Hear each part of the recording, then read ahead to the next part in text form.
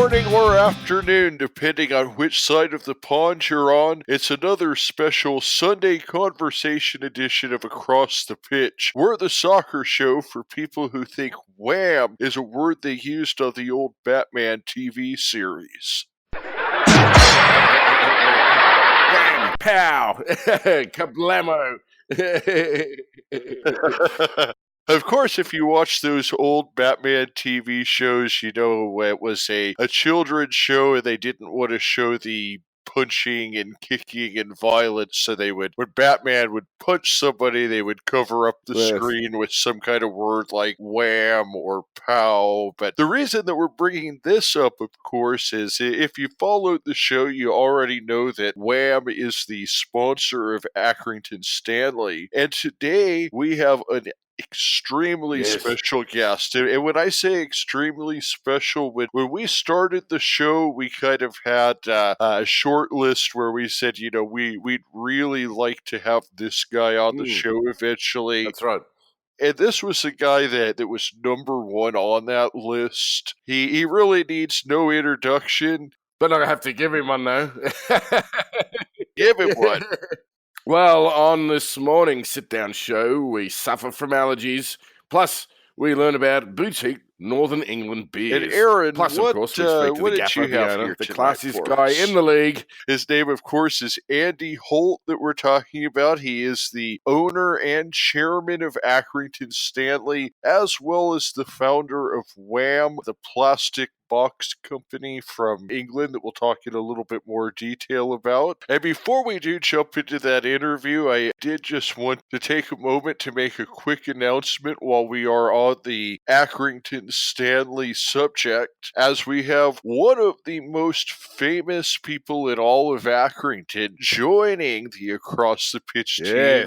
And this is official as of today that Darren Woodhead, who you've heard on the show a couple of times and has had an article on our site, of course, is the author of the 50 Years of Accrington Stanley book coming out in July. It will soon be available directly from our site. And Darren is now going to be part of the Across the Pitch team full time. He's going to be our English correspondent. That's fantastic. And we also have a few other things in the works that we're extremely excited about, including a chapter of the Accrington Stanley Supporters Club coming to this side of the pond. We'll talk about all of that more later on Facebook, Twitter, and on future shows. But now let's jump in and talk with Mr. Wham himself, Andy Holt.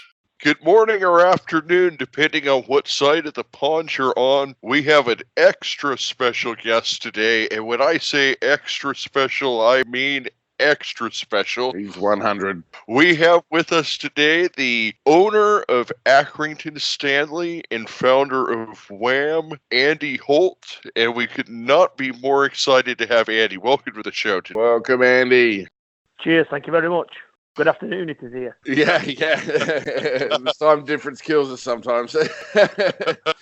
Well, today, we're here to especially talk about things like the big win yesterday. And it looked like you had a pretty good party going on there yesterday.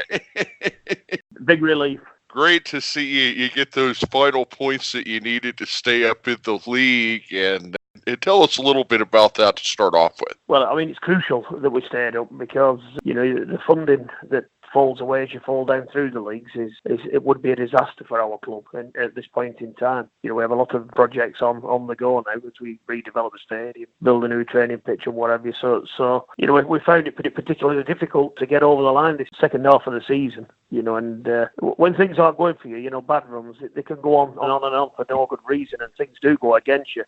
And I think that happened to Plymouth yesterday. They had the wrong end of a bad result. But fortunately for us, in the last few games, it's turned and we've won 3 games out of 4. So it's a fabulous achievement for our little club. They'll let us carry on the journey. Your first year in League One this year, what furthest the club's ever been. You've now secured that for next year, and I think the other big story that's happening right now is I actually saw some pictures of bulldozers out on the pitch this morning. Right. As you guys have a brand new pitch going in, right? Yeah. We've never had a new pitch at Accrington. We've had old pitches repaired and worked on, but we've never had a new pitch. So this will be the first new pitch that will be built proper from the bottom up, so to speak. We've a lot of problems with flooding and all the areas is clear. So we've had a lot of issues there. So can't wait to get started. Andy, there was a period during, the depths of winter there, I think it was late January, where the games are called off because the pitch was frozen, I think. There was frozen pitches and there was some flooding as well. So that's going to be a big bonus to the team. It has, and also those conditions damage the grass as well. They damage the surface as well, particularly flooding, because you've got the roots of the grass sat on the water. So it's a disaster, and we have to stop it. So for the first time, we shouldn't flood. We can't do anything about frost. The underside that you'd have to install and pay to run. It's just prohibitive for our club. That seems like a big, exactly as you said. Like that's too much for League One side such as Accrington. I mean, under grass heating, this is pretty rare, isn't it? Well, all the big clubs over here have it. But the cost of it, I think it's about £3,500 a match to run the undersoil heating, something like that. We can't be doing that. No. We don't lose that many to frost. Well, we shouldn't lose any to flooding now. Well, that's good. I know that you have some other improvements that are going on the grounds. It seems like every day when I'm on Twitter or Facebook, I see some new sign going up or some new building being painted. And I know some of the local businesses have put, things like paint and things like that to you. So tell us a little bit about the other improvements that are going on besides the pitch. Well, I mean, 3 or 4 years ago when we started, Accrington was a long way behind where it needed to be. It had spent its, the first 10 years in Football League trying to survive. It was a big jump from non-league to Football League, and the standards that are needed in the Football League are a lot higher. So we've had to really start from scratch and build on what we're already there and put it right and improve it. So that's what we've been doing. And it's through the sponsors and people around the town who are all mucking in and helping us get the job done. So we've got to get better facilities. We're not far off now. We've got two really great stands now. We've got new shop, but we've got to have new bars, new hospitality, new changing rooms, and obviously a training ground. Right, yeah. And new bars are important as well. Well, they are. Yeah. That's your match day revenue, isn't it? It's not just the revenue from them. It's kind of the cohesion of everybody being together at the same time and enjoying it, and kids running around. So you need that social area, so to speak. So we haven't got enough of that at the minute. You get so you can't get in the door. It gets so packed. Probably would have been big enough one day in days gone by, but it's certainly not big enough now. So we need them facilities, and when we get them, we can use them for the community rest of week that we're not playing. So I can't wait to start that sort of work.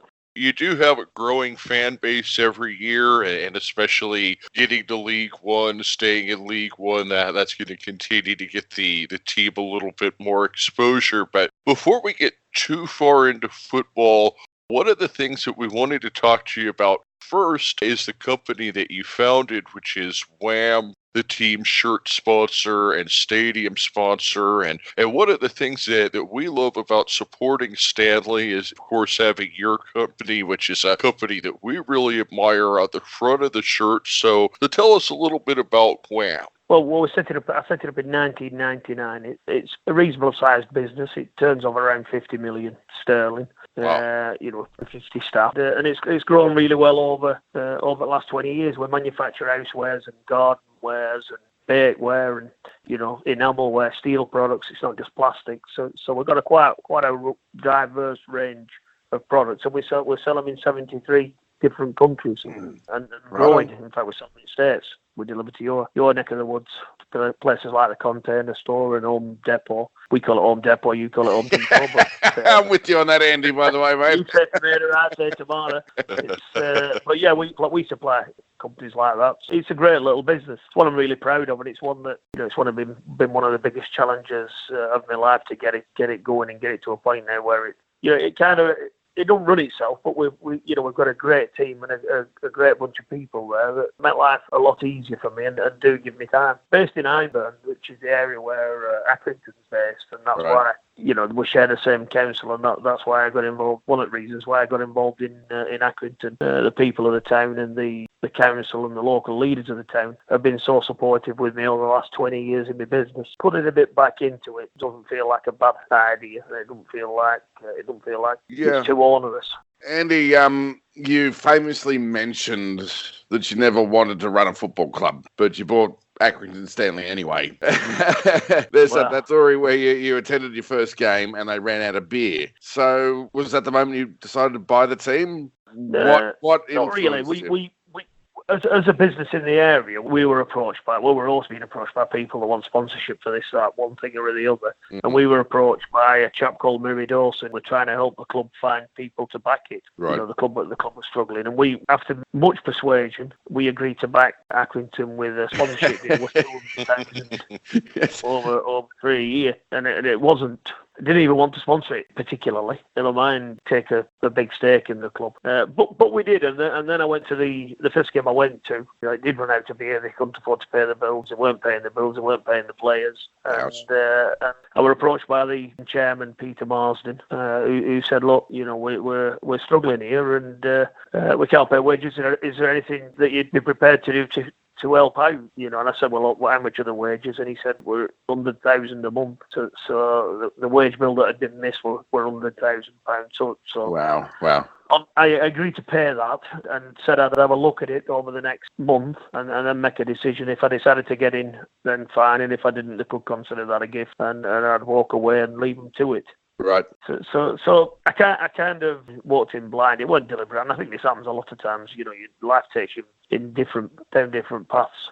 During that month that I looked at it, I was advised by my accountants, lawyers, friends, family, my wife. Everybody said, "Don't do it, you're mad."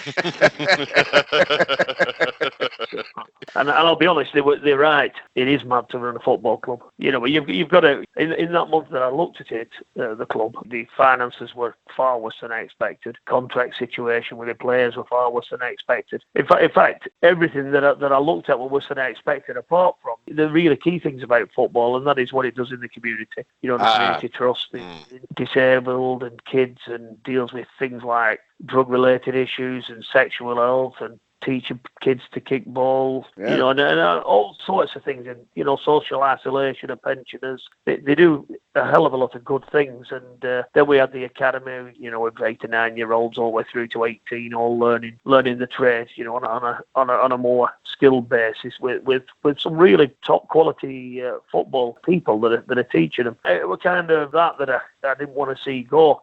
I haven't built that big an affinity, or certainly I haven't got an affinity with the Accrington Stanley that I've got now, because I was so new to it. Yeah. And really that's what tipped the balance. That's fascinating, Andy. That's incredible. You talk about the community there, and it seems like you've really bought in on the community there. You're not only building the fan base of the club, but giving back to the community as well. Like having the football team provide back to the community that supports them. You're giving Stanley shirts to local school students, which Scott Brown told us about.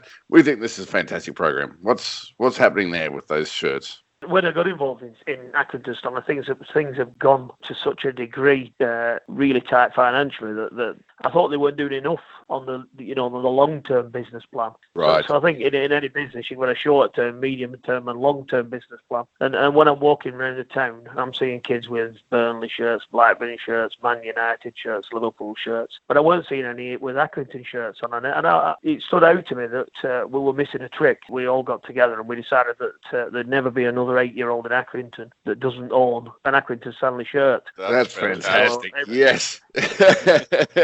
And population's 90,000, I think, in the Hyndburn area. I think there's 1,250 8-year-olds. And we want to capture everyone. Yeah. So we set a 5-year program up, and our 3rd year's coming up in September. It's the best thing I ever did. Where you're going to get your core fans is, you give that 8-year-old kid a shirt, they're going to remember that for life. Yeah. Yeah, I mean, don't forget, we're not a rich area. It is East Lancashire, and when I was a kid, I never had an Adidas shirt. We couldn't afford it. So a lot of these kids, when you've got a shirt at £30 and £40 it's too expensive for a child to go It's a whack. rip in a tree and rip off its back. So I'm aware of that because I'm aware of it as a kid. And we think, well, I hope that one of them kids one day ends up owning and running the club.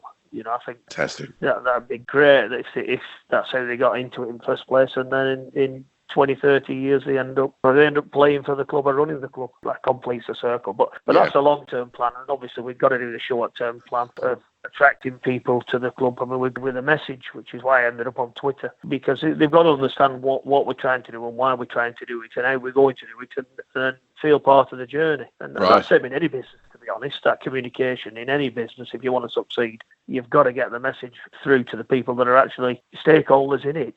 Customers need to know what you're trying to do. Your employees need to know what you're trying to do. Your managers do. Football's no different in that respect. In short term, we've got a pound a pint if we win. That's costs great. us £1.30. Costs £1.30 to buy it. It's £2 a pint. Otherwise, our food and refreshments around the ground are low cost because we want to build a place. Andy, I happen to know quite a bit because I spent several years in the UK. £2 pints these days, they're pretty hard to come by, let alone anywhere at any sporting fixture. That doesn't happen. Well, it doesn't happen. I mean, we have to have a different model. The model that sport is becoming is pricing itself out of normal people's pockets. So we need to be a different model. And Accrington, my job, a business football owner, is to give us unique selling points to make our place different, to make it more appealing to locals. So we're kind of competing against all football clubs in all leagues, not just on the pitch in our league. So we've got to give a better experience and a better day for all our fans, and that's what every club should be doing, but they don't, and that's our opportunity. Yeah. So we are. That's how you've won us over. I mean, absolutely. We see everything that you guys are doing over there, and we say, that's proper football, and that's the football club that your club is the club that we respect more than any other, and that's certainly why we're on here talking about Accrington Stanley every chance that we get. And honestly, we consider you to be the classiest owner in the league. We said that on Twitter yesterday, just because of things like yesterday, the Plymouth fans made over a 300-mile journey to the game yesterday, and you recognize that. And I believe it was about 700 fans, and you offered them all a free beer at the game. You've done other things like you had the Blackpool Solidarity pins. The fans owned the game. I actually ordered one of those all the way over here. That's so magic. Tell us about these little extra things that you do for fans, not just your own team, but the other teams, and why it's so important for you to be a champion of the fans. When we talk about home and away fans, we've got to understand that all fans are both. So our fans are home and away fans, and you live by the mantra that if you treat people well, they'll treat you well back. Right. Somebody's got to break the ice. Somebody's got to start by doing what I consider to be the right thing. People made I think I got a Twitter. One of the Plymouth fans contacted me on Twitter, and they set up at 6:30 in the morning and got back at 11:30 at night and got beat 5-1. Yeah. Now, for me, if somebody's made so much effort, first thing least you can do is offer them a drink when they get there. It's basics, whether irrespective of football. So we want to try and be something different and be somewhere that people want to come, and we want to have an affinity with fans, with all fans. All fans are important to us. They're all coming to our place and helping create a great atmosphere and helping us with revenue at club. They're buying a ticket, they're buying a pint. It might be cheap or they might be getting a free one, but everybody that comes through our gates is helping the club. So we've got to treat them right. And football has a lot to learn from other industries. You start treating people not right, and they start voting with their feet. Now, you saw that at Blackpool where fans were being sued by the owner. Because fans may have said something that were offensive or incorrect or that the owner were libelous, but you don't go suing fans. You've just got to accept that they're saying what they feel, and that's the end of it. I felt for Blackpool because it's obviously, I used to go there for holidays as a kid. That was as far as I went. It's 39, 40 miles away. And I felt for them that they couldn't, they weren't allowed to see, they were losing a generation of kids that I'm trying to build a generation back. And they were going down the same path that we were going down. Yeah. And people were boycotting their stadium. And we, certainly from our point of view, we said, just because you're not going to see Blackpool at Blackpool, you can come and see them here, and we'll make it a great day out. And I'll be honest, I've still talked to Blackpool fans now. And I consider them to be a real decent bunch. So I had a pint or two with a few of them. We had a great night, and it looks like they're getting the club back in order, and I'm delighted as much as they are that's happening. Yeah, we spoke to Brett Ormerod a couple of weeks back now, and he played for Aki, and he also played for Blackpool, and he had some very choice words to say about the management there. Yeah, but it is good to see Blackpool back on track, it looks like. The one thing I want to know is that yesterday, talking Saturday, that victory seemed to tick or check the first part of the plan, if I could put that into inverted commas, for Accrington. Securing a solid position in League One, staying up. But then you're looking towards next season, Andy. You've got immediate goals, and you've got the next goal, and the next goal is probably looking towards championship. So you've got a couple of things there. So as the club grows, first off, what are the goals? And secondly, how do you keep that sort of sense of community about the team as you grow? Well, I mean, my job is to make the club stable and sound and secure, and John Coleman and the playing staff's jobs to taking it as high as it can within that framework. Championship isn't and never has been my aim. My aim is to have a club that in 50 years is still a great little club and working well and serving its community. So that's my aim. I think a lot of football club owners aren't clear on what they're trying to do. If you make it just about sporting success, people tend to overspend, and that leads to it. So you get a boom in euphoria, and then you get a bust. And you see that at Bolton. You see that at a lot of clubs. I'm keeping a steady hand on the teller. We're going to do very best of what we can do with what we've got, but we're not going to risk the club. But we're reckless that'd leave us with big liabilities going forward. So we need land now. We bought council, so stadium and the land. We're building up a really good club. Now when we all the repairs and renewals and the basics that a club needs, any cash that comes in will keep increasing playing, but that might take us higher. It might take us to championship, to championship unless we develop it club at the same time. It's symbiotic. It's not got a great team and a bad stadium where you can't monetize the success.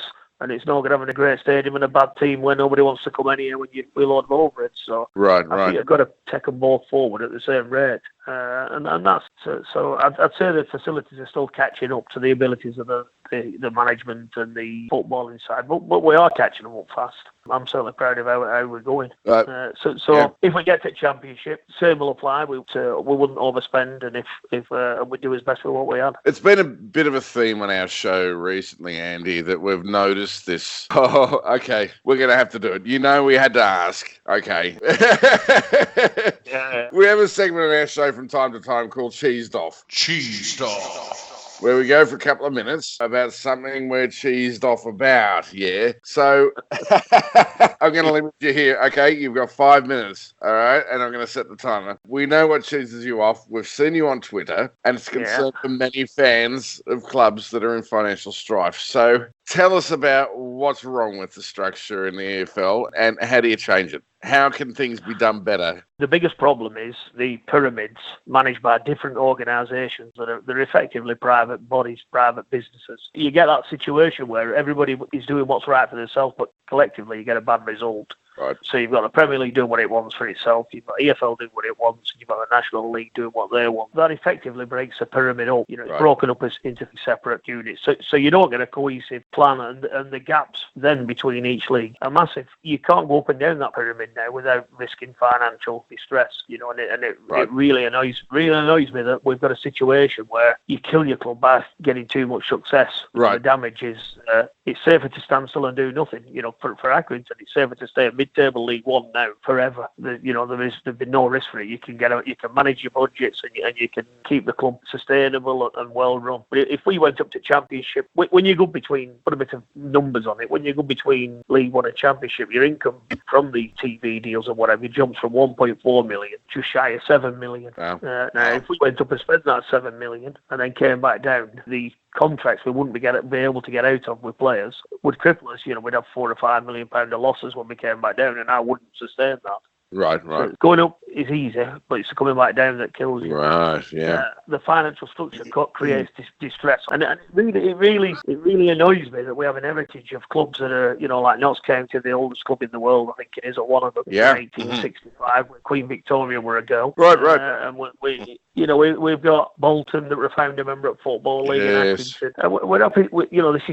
This is cherished heritage for me. We shouldn't be standing back and allowing a structure to be in place that can imperil these clubs. These are history. These are before World War One clubs. You know what I mean? And I think we ought to. We ought to come up with a structure that can allow clubs to go up and down the pyramid. Notts has been 157 consecutive years, and they're going to be down in the National League. Phil, the thing about that was, and it was rightly pointed out by one of our followers on Facebook, was that, the National Conference is not a death wish anymore. They've got their own thing happening there, and there are promotion avenues up. But even so, out of those league tiers, to see that storied club disappear is a shock. Listen. They say it's not a death wish in National League, but there's plenty of examples of clubs that have gone down, like York City, and I think Orange just come back up, which is fantastic news. Mm-hmm. But you've got plenty of examples of clubs that go down, and the problem is you're cutting your costs, but you can't cut your costs as fast as your revenue falls. Right. So when you go out to the EFL, it's kind of game over for you in terms of revenue. So you've only got your sponsorship and your fan income to live on. Yeah. Now, unless an owner comes in and is prepared to lose a few million, you can't compete in that National League. So you're back again building debts up and creating losses in clubs. So I challenge people that said it's not a bad thing, National League. I think it's a really difficult place to be, and if Accrington ended up going into National League, I don't know how we'd survive. I don't know how we could survive all. And I don't think we should. I think there has to be a sensible ramping up and ramping down of the cash rather than big cliff edges needing parachutes. You don't need a parachute. If your parachute by definition is there to protect you from a big fall, and when the fall's too big, you need a parachute. Right. That's the problem, isn't it? Right. The fall's too big, and all the financial fair play and all that, they're all sticking plasters over what is basically an unsound financial structure. And it gets worse year on year because the formula is mathematically guaranteed to and assured to make it get worse. You just, if you look at the basic solidarity payments from the Premier League, they dictated that 80% goes to the Championship, 12 to League One, and 8% to League Two. Now, over time, using that formula, anybody can see that the cash cap just grows and grows and grows and grows. Yep. And then if you look at Championship, you've got owners that are coming in that are having to fund that cash gap with losses. So you've the total losses in the Championship's about 500 million a year. That's £500 million. Yeah. Blown in an attempt by private owners, and they're sick of it. I speak to them; they're sick of it. We've been charting this, Andy. Like the amount of money spent for teams to get up into the Premier League from the Championship is astronomical, and it is unsustainable. Fulham is an example; they're a case in hand. They're going to have some problems. Norwich, who just went up yesterday, how do you even attempt? I mean, that gap is so huge. Do you go and splurge and hope that you stay up and get that TV revenue next year, but also hedge your bets and think, oh shit, we might go down again? It's a problem. Which way do you do it? Which way do you go? I mean, if you run it sensibly and sustainably, chances are you're going to get relegated. So you can't the prizes off of being mental and doing things that just make no sense whatsoever. So the prize for staying up, if you take the gamble, is great, but we can't all go up, So if every club's gambling, then you've got a lot of distressed clubs, and that's why you see between three clubs, between Sunderland, Bolton, and Blackburn, the three owners have collectively lost over £500 million. We're playing Bolton next year. We're playing this year. They kind of spent £180 million apiece to end up playing Accrington Stanley on a wet Wednesday night. It's like, but that's going to make you feel good, though, Andy, eh? Get there a lot cheaper. Bolton now, it's a fiasco. at Bolton, and it's a Oh, real shame. It's a northern club, and I feel for them fans. I've got good friends that are big fans of Bolton, and it's a real shame and a sickener to see that it's had so much cash spent on it, written off and what have you, and yet it's still on verge of administration, and it's a real shame. Now the authorities have allowed successive owners to do that, and I so if the financial structure allows, I was my 5 minutes nearly up. You're well done there, mate. If the financial structure allows an owner, I class it as you're overfeeding a puppy until it gets so obese it dies. You're killing it with love. So you get owners that really want to do well, and they spend far too much money on a club than they ever originally wanted to. Then the club dies because it can't sustain itself once you've elevated up to that level. It's madness. There has to be some restriction on owners risking 150-year-old institutions. It's not right for communities and fans, and or for football in general. You've got a situation whereby clubs can't come up to with the EFL unless it meet a certain standard, certain criteria in stadia. It's crazy because if you look at a club that it has an all-weather pitch, a plastic pitch, and it generates a lot of income from the plastic pitch all year round, and helps it survive. EFL won't let you come into the Football League unless you've got a grass pitch. So they spend a fortune putting the grass pitch in. They go straight back down. They've ended up with a grass pitch they have to maintain that they can't rent out, and they've no plastic pitch. Right. So just by going up and going back down, you've effectively killed the club. You've killed its revenue stream. Yeah. So it's good. It's well intended. I mean, people think that I'm against the EFL and Premier League, and I'm not. I think they do great jobs, but I think on the structure of financing and the basic layout of football is so destructive to clubs, and it needs changing. I know a lot of other owners feel the same. They choose not to say anything, but I choose to say it, and that's the end of that. I'm not really bothered what people think about it. That's one of the things that we admire about you the most is just your willingness to speak your mind and speak on behalf of the fans. And now, one thing I did want to come back to a little bit is you talked about the importance of staying up and not getting relegated, and then, of course, after you get promoted, managing to stay up that next year. And you have a guy in place, or a pair of guys in place, that have been with the team, I believe, on 2 different stints since 1999. They've overseen, I believe it's 4 promotions, 0 relegations, and that's, of course, John Coleman, who you mentioned earlier, and Jimmy Bell. Tell us a little bit about John and Jimmy and what they mean to the franchise. I mean, these guys have given the life to that club. The club wouldn't be there without a lot of people in community, first of all, but it certainly wouldn't be there without John and Jimmy. They've grafted and not been paid themselves for a year on end, and it's really been a labour of love. Now they're getting a reasonable wage and still doing a great job, but it's a testament to their efforts that when they finish, they're going to leave a really good little well-run club. They've really pulled up from the britches of its arse and took it forward. You've got to talk about other owners like Eric Wooler that were in charge when they first got into the Football League. It's been a succession of great people, and there's none greater than John and Jimmy. They're a fantastic pair, and I class them as friends now. We are friends now. There's no doubt about it. We speak most days. We fall out and argue most days as well. But what they well, I mean, I keep out of football. I don't pick the team. I don't pick any players. They've forgot more about football than I'll ever know. As long as they work within the budget that's set, that's affordable, then they've got absolute freedom to do everything, and they do everything. I mean, we've only got 6 or 7 other staff in the club, so we do quite a bit for them, but they've got to do a lot for themselves. If you need 8, let me know. Well, they've got to do a lot for themselves, and they do. They do booking. I mean, Corley didn't get Jim didn't get any expenses for years on end. They work for buttons, and they've been working at a club that were always on the edge and couldn't play. The club that wouldn't die and couldn't pay wages and what have you. So they had everything going against them, and despite that, through sheer strength of character and bloody mindedness, they kept going, and they got Accrington to where it is now. And I take my hat off to them. I mean, they cheat at cards when I play them at cards, but other than that, I couldn't speak any highly of them. And I'm looking forward to when we get on bus going to Portsmouth next week, because we can relax a bit, take a few bob off them at cards on bus. So Accrington's lucky to have them, and we're really grateful of the effort that they've put into this town. That's fantastic. It really is. And no one mentions milk anymore. We almost went all the way through the interview without mentioning milk. So Listen, it's fantastic.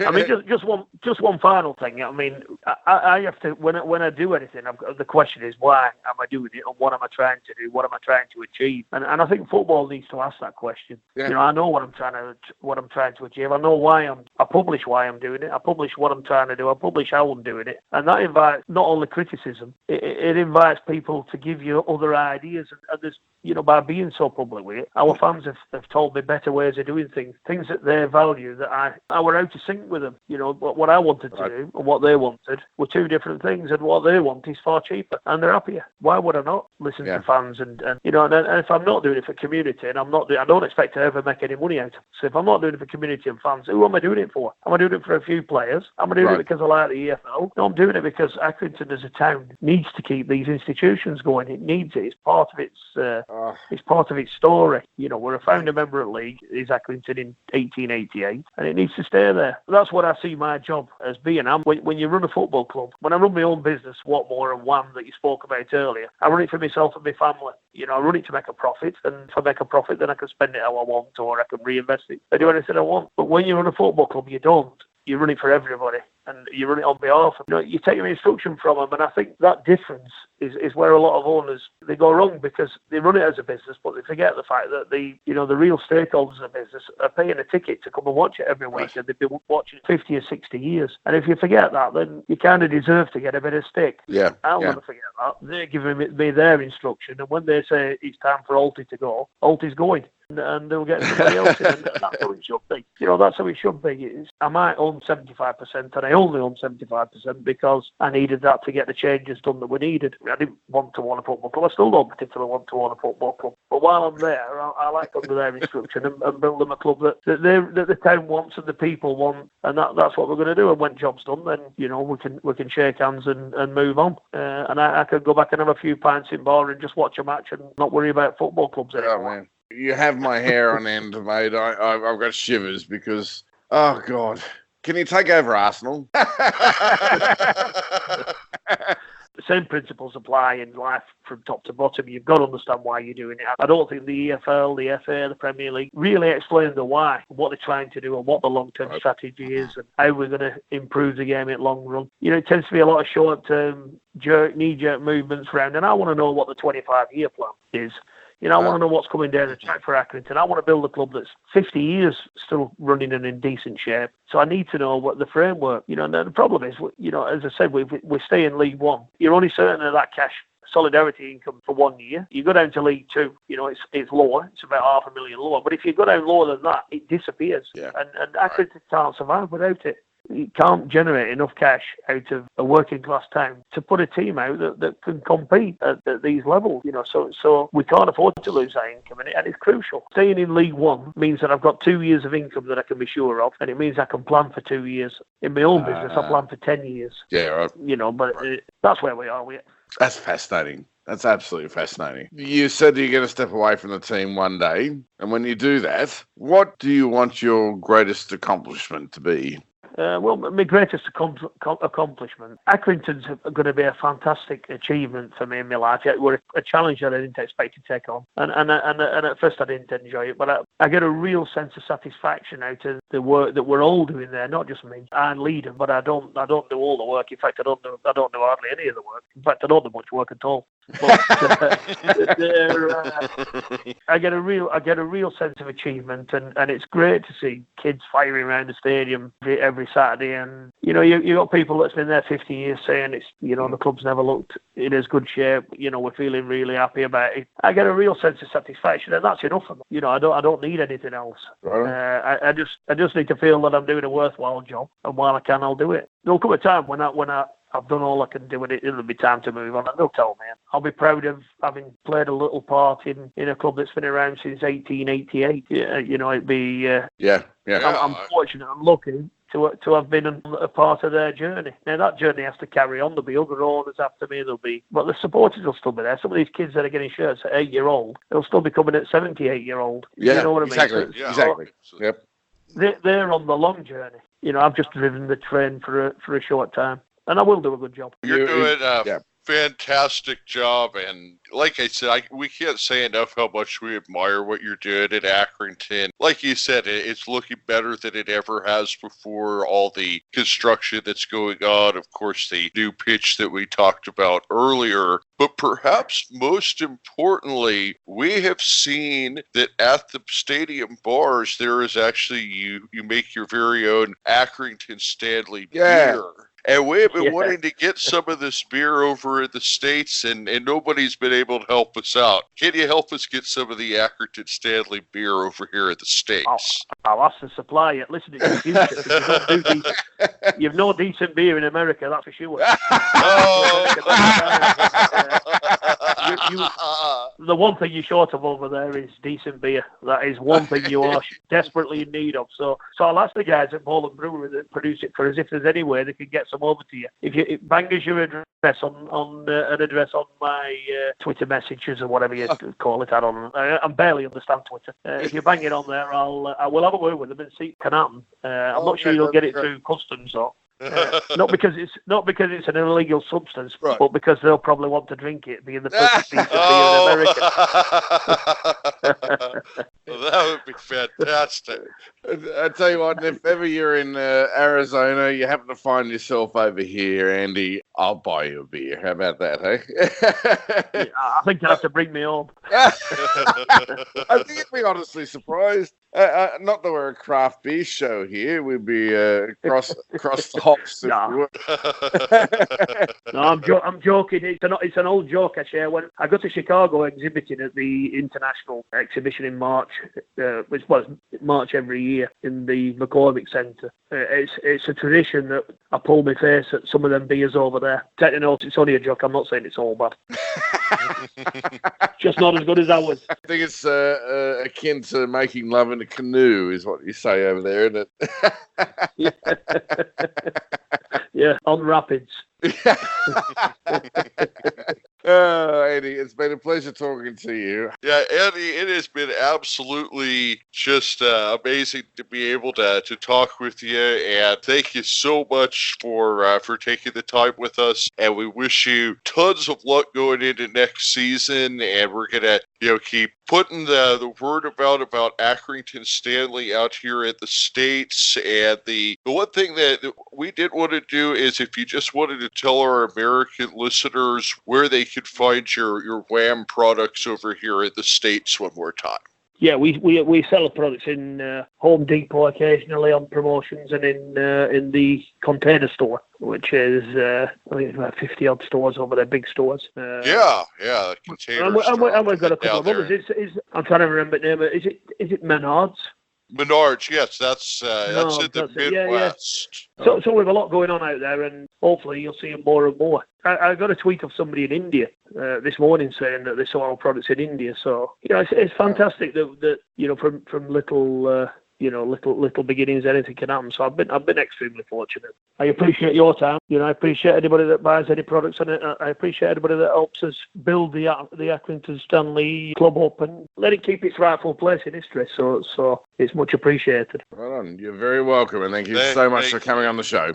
Take it easy, guys. Thank you. You too, mate. Have a great one. Good luck. Cheers. Ta-da, bye.